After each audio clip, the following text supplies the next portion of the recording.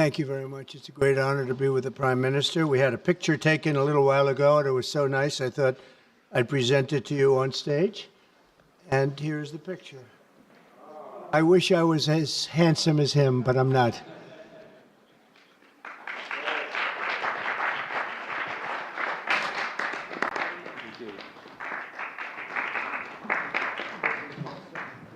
Okay, thank you. Oh.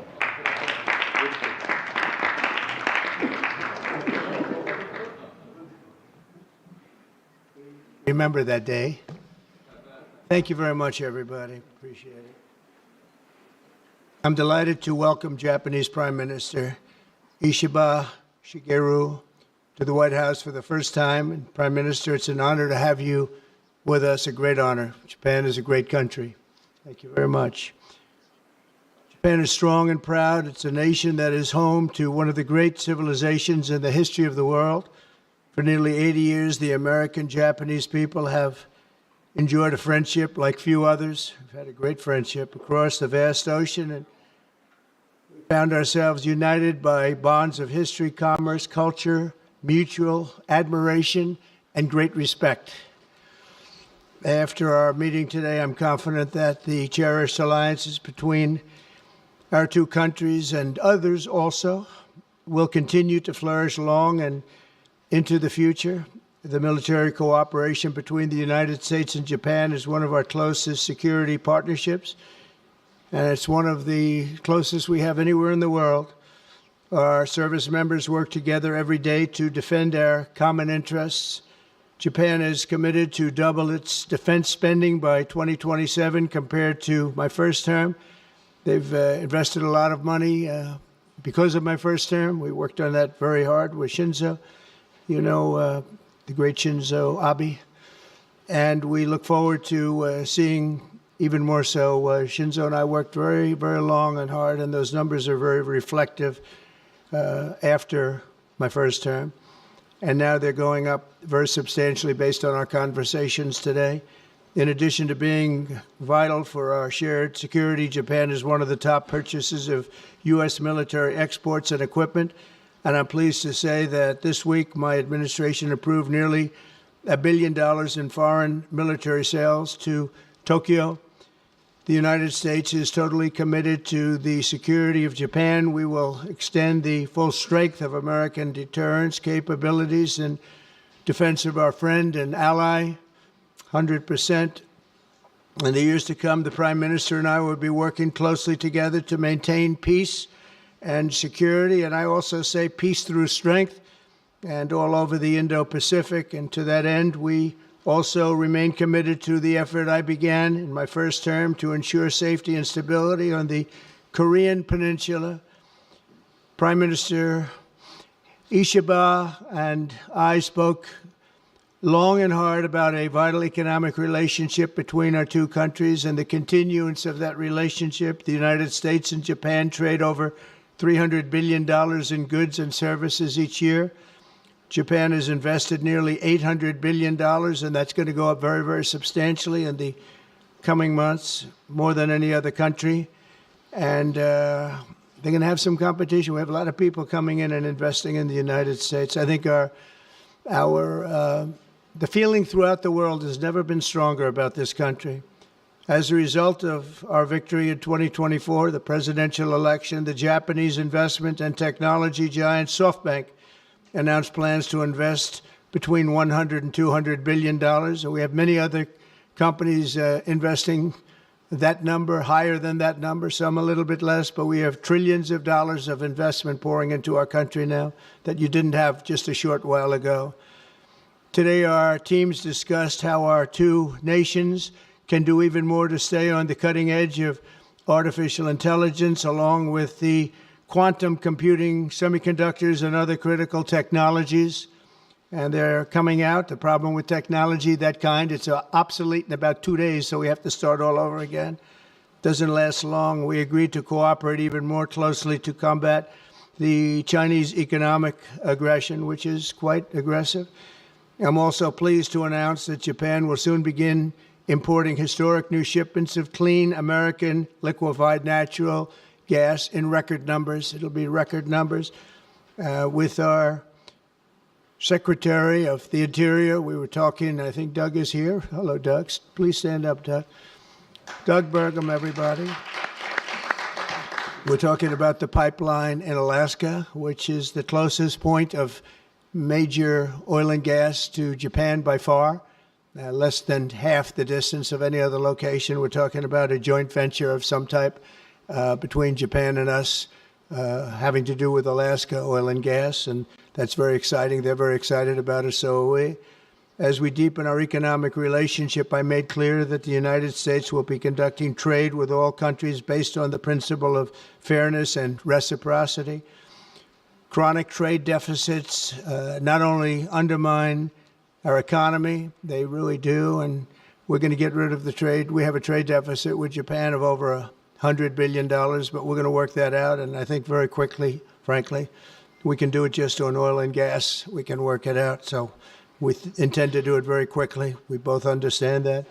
And as America welcomes new foreign investment, we also want to ensure that companies build their products and factories here in America, not simply buy the assets that we have. And Japan is going to be opening up auto plants. New auto plants are being built currently as we speak. They've just been started. Toyota is one, and Nissan's going to be doing something very exciting about U.S. Steel. They'll be looking at an investment rather than a purchase. We didn't like the idea. U.S. Steel is a very important company to us. It was the greatest company in the world for 15 years, many years ago, 80 years ago. And we didn't want to see that leave. And it wouldn't actually leave, but the concept, psychologically not good. So they've agreed to invest heavily in U.S. Steel as opposed to own it. And that sounds very exciting. And we're going to meet with Nissan next week, the head of Nissan, very great company. And they'll work out the details. I'll help. I'll be there to mediate and arbitrate. And I had the privilege of working closely with the great Prime Minister, as you know, and you know him very well, Shinzo Abe, the longest-serving Prime Minister in Japan's history.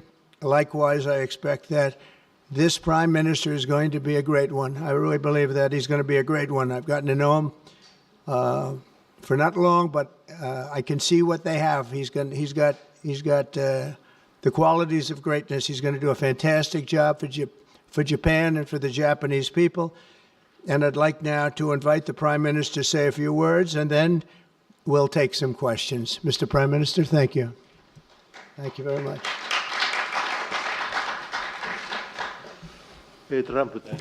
Mr. President Trump, I would like to sincerely thank you for inviting me to the White House today, immediately following your inauguration. I also thank you for your very warm hospitality. I have come to Washington, D.C. with the hope of having a face-to-face meeting and deepening our mutual understanding at this early date with President Trump, who is now leading the United States, the most important country for Japan's diplomacy and security, and aligning our perspectives and visions that Japan and the United States should pursue. What should we do to advance the national interests of both of our countries in synergy and to realize peace and prosperity in the Indo-Pacific? I am convinced that the answer lies in further strengthening the strong and unwavering Japan-U.S. alliance to achieve a free and open Indo-Pacific. President and I concurred to strengthen the deterrence and response capabilities of the alliance and to work closely in addressing strategic challenges that both countries are facing in this region. I conveyed to the President that Japan, as an ally of the United States, is ready to share responsibilities and to play its own role. I also reiterated Japan's unwavering commitment to fundamentally reinforcing its defense capabilities, and we confirmed the unwavering commitment by the United States to the defense of Japan.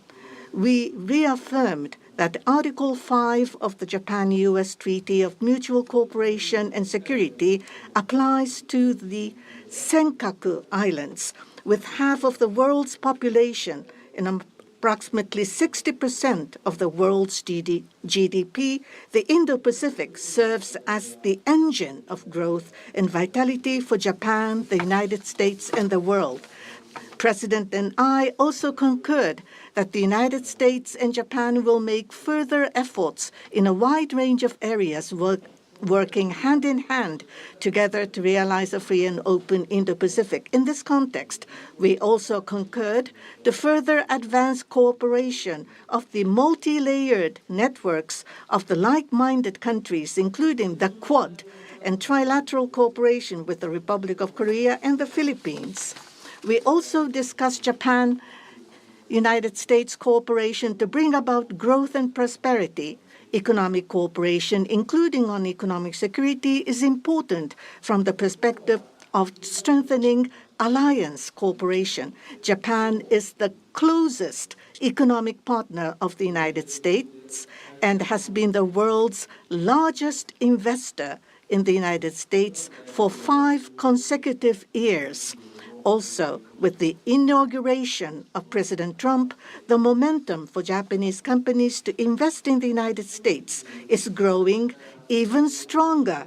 Today, I conveyed my willingness to cooperate together to elevate Japan's investment in the United States to an unprecedented amount of $1 trillion.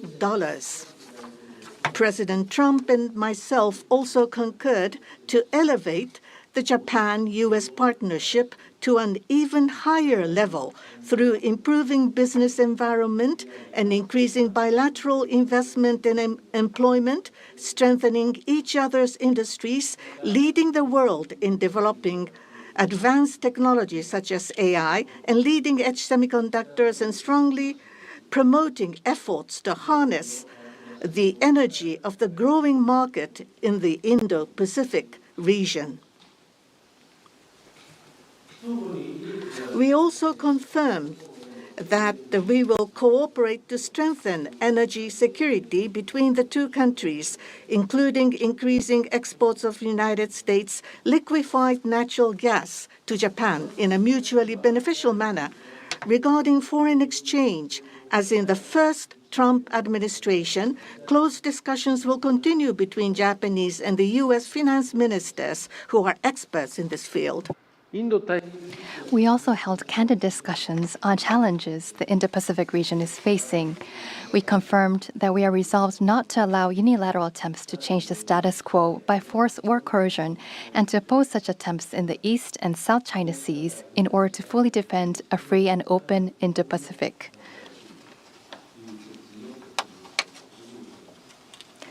We also reiterated the importance of peace and stability across the Taiwan Strait.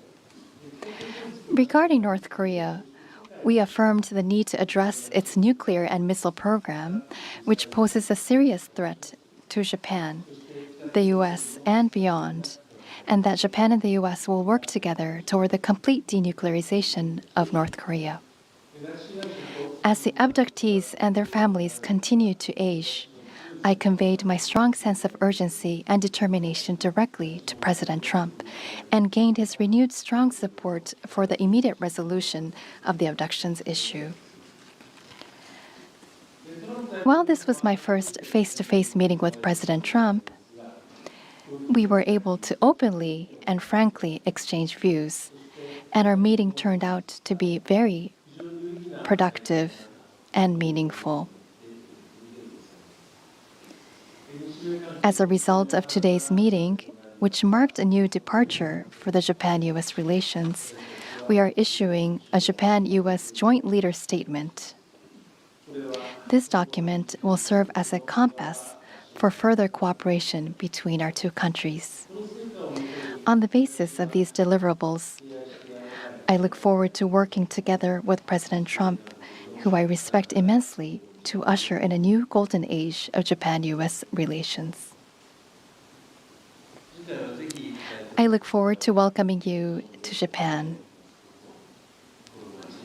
And I'm very excited about that prospect. Thank you, Mr. President. Thank you very much. Thank you. Any questions, please? Peter? President Trump, I have two on Doge.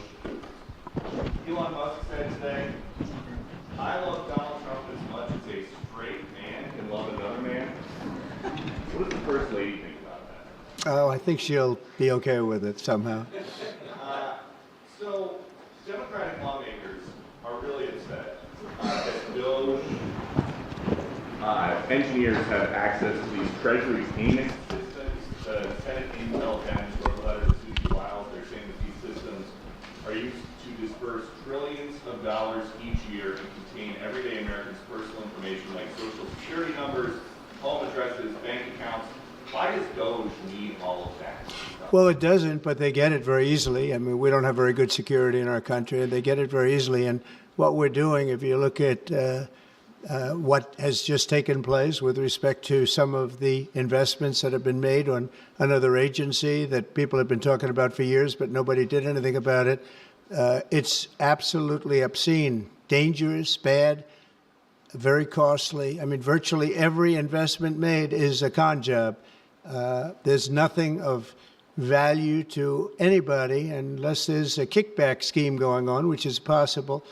And we're going to be doing more and more of that. We're going to be looking at Department of Education. We're going to be looking at even our military. We're going to be looking at tremendous amounts of money, Peter, being spent on things that bear no relationship to anything and have no value. We're talking about trillions of dollars. It will be, in the end, trillions of dollars being absolutely wasted and perhaps illegally. I would say certainly in many cases illegally, but perhaps illegally overall. And I'm very proud of the job that this group of young people, generally young people, but very smart people, they're doing. They're doing it at my insistence. It would be a lot easier not to do it, but we have to take some of these things apart to find the corruption. We found tremendous corruption. You mentioned the Department of Education. What did you think when you saw Democratic lawmakers trying to get into the Department of Education earlier today? Oh, I see the same ones. I see Maxine Waters, a lowlife. I see, all these people. They don't love our country. They don't love our country. We want great education. So they rank 40 countries in education. We're ranked dead last. But the good news is we're number one in one category. You know what that is? Cost per pupil. We spend more per pupil than any other country in the world. You look at Norway, Denmark, Sweden, various countries all up and down, Finland. China does very well in education. And then you look at us. We spend much more money than they do per pupil or any other way. But we spend much more money than they do, and yet we're ranked this year, Biden's last year, congratulations, Joe, we're ranked dead last. So what I want to see is education. Number one, I like choice. We all like choice. But beyond choice, long beyond choice, I want to see it go back to the states where great states that do so well have no debt. They're operated brilliantly. They'll be as good as Norway or Denmark or Sweden or any of the other highly ranked countries. They'll be, you probably have 35 to 38 states will be right at the top. And the rest will come along. They'll have to come along competitively. And by the way, we'll be spending a lot less money. And we'll have great education. As part of this Doge talks about the cutting effort, one of the Doge engineers was fired for some inappropriate posts. The vice president says, bring him back. What do you say? Well, I don't know about the particular thing, but if the vice president said that, did you say that? I'm with the vice president. Thank you, Peter. Yeah, go ahead, please. Yes, red dress. Thank you so much, Mr. President. Just how strong do you want Japan's military to be? And do you specifically hope that their increased military spending will deter China and North Korea? What did you talk about that today? Well, I want our military to be the strongest. I also don't mind spending so much money on the military because we build it here. It's made in the USA, all made in the USA. We have, I rebuilt our military during my first term. Did a great job. We left some of it behind in Afghanistan, stupidly. There was no reason for that, but it was still as much as it was. It was billions and billions of dollars, but it was a small part of it. But we're going to have the strongest military by far. We have great people. I want to congratulate Pete Hegseth for having gone through the gauntlet. He went through a lot, but he got through, and he's going to be a tremendous, I have no doubt he's going to be a tremendous leader. And other of the leaders sitting here, they're in their own fields. We're going to do something very, very, very great, and we expect great things. But I expect the strongest military by far in the world, far stronger than China, far stronger than anybody, and that's the way it is. Thank you very much. Would you like to ask a question, please? Go ahead. Thank you, Mr. President. Thank you. This is Hiramoto from Nippon Television. My question, let me ask two quick questions. Sure. First, this is the first meeting between Mr. President and Prime Minister Ishiba. So what kind of impression do you have on him? And number two, do you have an idea or do you have a plan to impose tariff against Japan so far? Thank you. I think that he is going to be a great prime minister. I think he's a very strong man, very, very strong. I have great respect for him. I've known him for a long time through a reputation. Shinzo Abe thought the world of him, and I think he's going to do a fantastic job as prime minister. A very strong person. I wish he wasn't so strong. I wish he was a little bit weaker than that, but that's what I got. I have to get strong guys all the time. He's going to be a great prime minister. I also, in terms of tariffs, I mean, we're going to have tariffs, mostly reciprocal tariffs, where we go with, and I'm going to be probably meeting on that Monday or Tuesday, have an announcement, probably a news conference, but probably reciprocal tariffs where a country pays so much or charges us so much, and we do the same. So very reciprocal, because I think that's the only fair way to do it. That way, nobody's hurt. They charge us, we charge them. It's the same thing. And I seem to be going in that line as opposed to a flat fee tariff. Okay? Yes, go, please. Please, go ahead. Why don't you go ahead?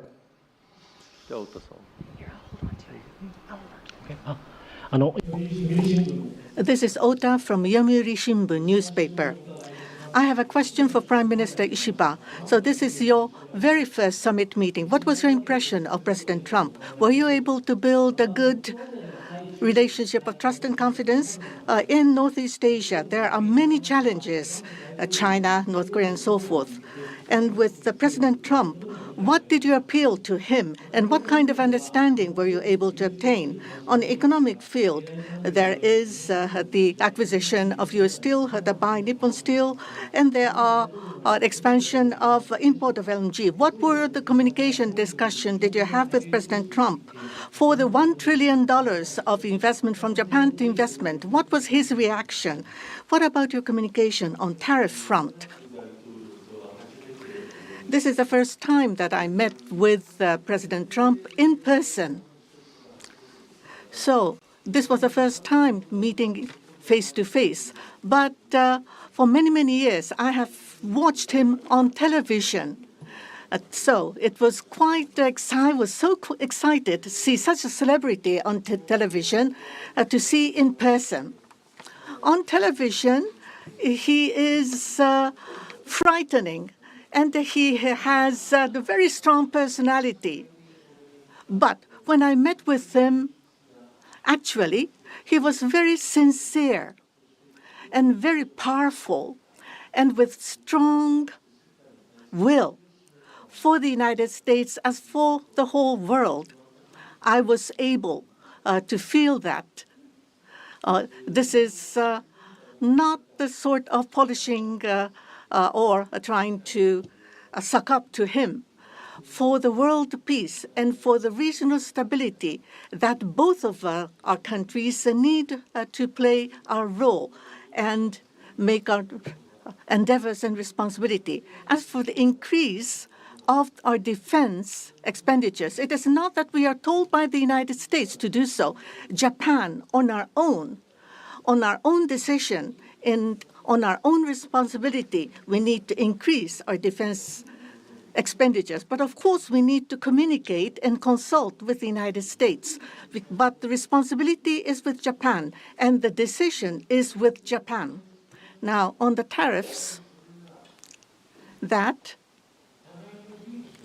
if it is mutually beneficial.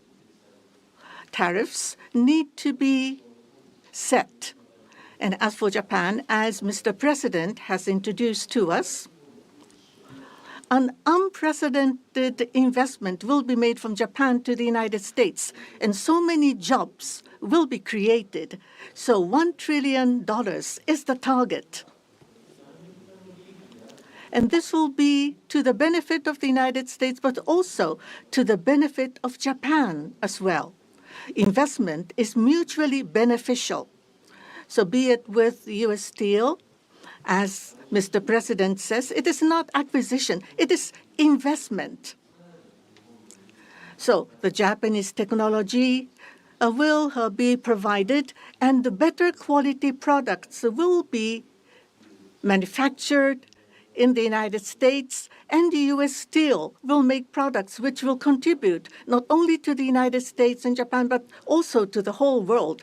It is not one-sided. It will be reciprocal. It will be mutually beneficial. And I believe we were able to share on this, and that is the biggest result that I have seen today. Thank you very much. Go ahead, please. Yeah. I wanted to ask you about that U.S. Steel deal. So you're saying that is this a restructuring of the deal that's happening, and then will you approve? They're doing it as an investment, no longer a purchase. Okay. I didn't want it purchased, but investment I love. And they're going to do a big investment, subject to getting the deal done. And that's they'll be something doing you a would big. approve, where the U.S. I'm okay with that, sure.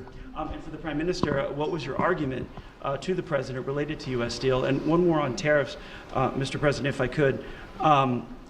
You said on tariffs that you'd like them to be reciprocal, back and forth. What was the reception from the Japanese Prime Minister when you said that, or when you talked Well, about we it? didn't discuss tariffs too much. We really discussed many other things, including the pipeline in Alaska, which I think is going to be maybe the most exciting thing with Doug and Chris.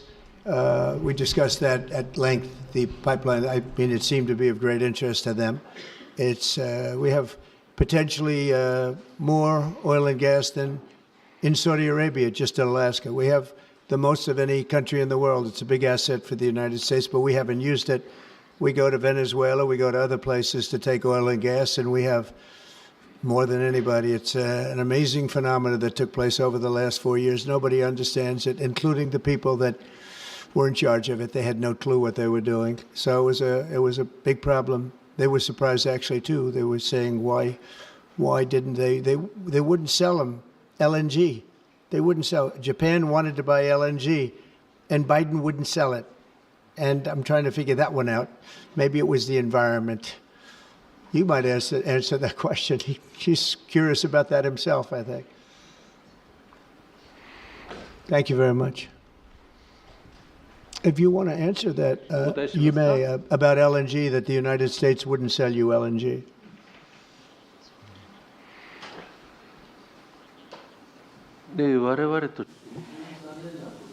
That was a really unfortunate thing, but the current administration, the previous administration was not allowing the LNG to be exported to us. I believe that President Trump, on the day of his inauguration, allowed us to resume this importing. I think this is something that is really wonderful for us. And as the country of Japan, we are interested in importing not just LNG, but also bioethanol, ammonia, and other resources at a stable price, a reasonable price from the United States. And we also want to improve the trade deficit that the U.S. has towards Japan. So if we are able to buy those at a stable and reasonable price, I think it would be a wonderful situation. And for that, I am very appreciative to President Trump. And we also look forward to LNG and hope that it's a success. I want to just say that, on the ethanol, Iowa is going to be very happy. All of the Nebraska, all of our farm states are going to be very happy. They want ethanol, and we'll be able to provide it. So our farmers, who I like and they like me, I think they're going to be very, very happy. We've opened the sale of LNG immediately. Actually, we did it a few days ago. And China, right now, not only China, everybody wants to buy it. We have more than anybody, and they're all buying it. But Japan in particular, we're very happy that they're going to start immediately. And we can supply it to the world, but we're supplying it to Japan, and they're going to always be right up in the front of the line. Yeah, go ahead, please. Go ahead. Thank you so much. Mr. Prime Minister, I have a question for you as well, but Mr. President, I'll start with you. Well, quickly to follow up on what Peter was asking, have you directed Elon Musk to review Pentagon spending, given it's the biggest discretionary spending in the federal budget? Yes, I have Pentagon, education, just about everything. We're going to go through everything, just as it was so bad with what we just went through with this horrible situation we just went through. And I guess 97% of the people have been dismissed. It was very, very unfortunate. You're not going to find anything like that, but you're going to find a lot. And I've instructed him to go check out education, to check out the Pentagon, which is the military. And, sadly, you'll find some things that are pretty bad. But I don't think proportionally you're going to see anything like we just saw. FBI has turned over a list to the Justice Department of the FBI agents who worked on the January 6 rioters cases. Are you planning to fire the FBI agents who worked on those investigations? No, but I'll fire some of them because some of them were corrupt. I have no doubt about that. I got to know a lot about that business, that world. I got to know a lot about that world, and we had some corrupt agents, and those people are gone, or they will be gone, and it'll be done quickly and very surgically. Did you have a question for the Prime Minister? Talk up. Are those the ones who worked on the January 6th? I don't know. I know we have some that are very corrupt and we don't like it. We're going to bring back the reputation of the FBI. Kash Patel is going to do a great job. And we're going to bring back the reputation of the FBI, which has been hurt very badly. It's been devastated over the last 4 years.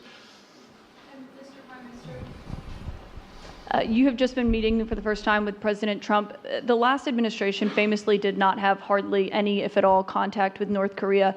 President Trump certainly did the last time he was in office. Would you like to see him resume that contact and also that in-person meeting that he had with the North Korean leader, Kim Jong-un?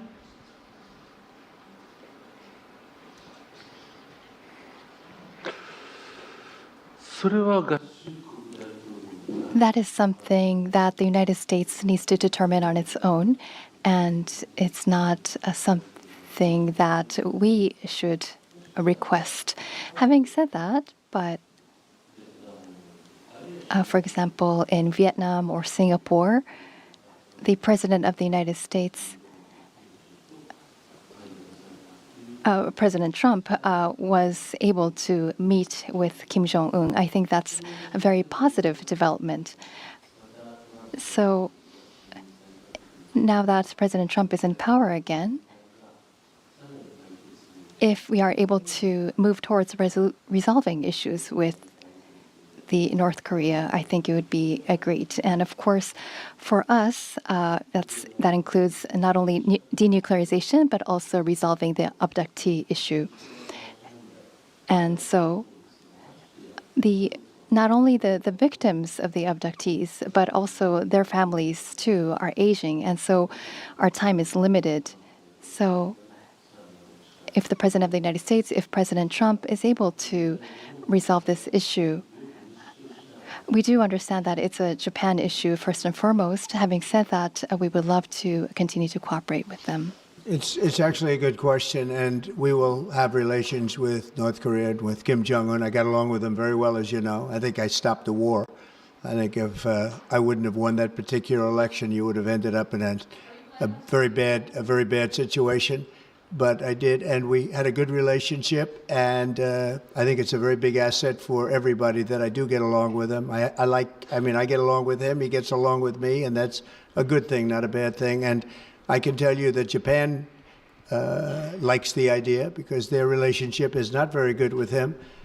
And if I can have a relationship with not only him, but other people throughout the world where there seem to be difficulties, I think that's a tremendous asset for the world, not just the United States. Go ahead.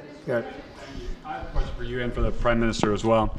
Mr. President, I wonder what you make of the criticism from Democrats that these staff reductions, the cuts that Elon Musk and Doge are doing are an unlawful power grab. And is there anything you've told Elon Musk he cannot touch? Well, we haven't discussed that much. I'll tell him to go here, go there. He does it. He's got a very capable group of people. Very capable. They know what they're doing. They'll ask questions, and they'll see immediately as somebody gets tongue-tied that they're either crooked or don't know what they're doing. We have very smart people going in. So I've instructed him go into education, go into military, go into other things as we go along. And they're finding massive amounts of fraud, abuse, waste, all of these things. So, but I will pick out a target, and I say go in. There could be areas that we won't, but I think everything's fertile. You know, we're a government. We have to be open. And as an open government, I don't know, I guess you could say maybe some high intelligence or something. And I'll do that myself if I have to. But generally speaking, I'll just say go. But he will be looking at education pretty quickly, and he will be looking at military too. As you know, the bulk of federal spending is Social Security, Medicare, programs like that. Would you like to see him look at those programs as well? Well, they don't really have to be looked at by him. They can be looked at by us. Social Security will not be touched. It'll only be strengthened. We have illegal immigrants on Social Security, and we're going to find out who they are and take them out. We have illegal immigrants in other Medicare. We found a lot of bad people, a lot of people that shouldn't be on, that were put on through California. A lot of them come out of California. We're not going to stand for that. So we're going to strengthen our Social Security, et cetera. We're not going to touch it other than to make it stronger.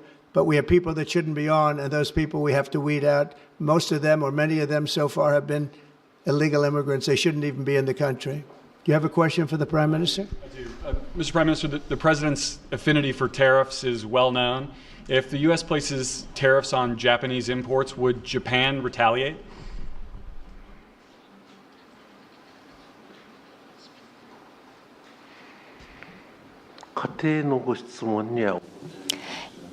I am unable to respond to a theoretical question. That's the official answer that we have. That's a very good answer. Very good answer. Wow. That's very good. He knows what he's doing. Thank you very much, everybody. Thank you. Thank you.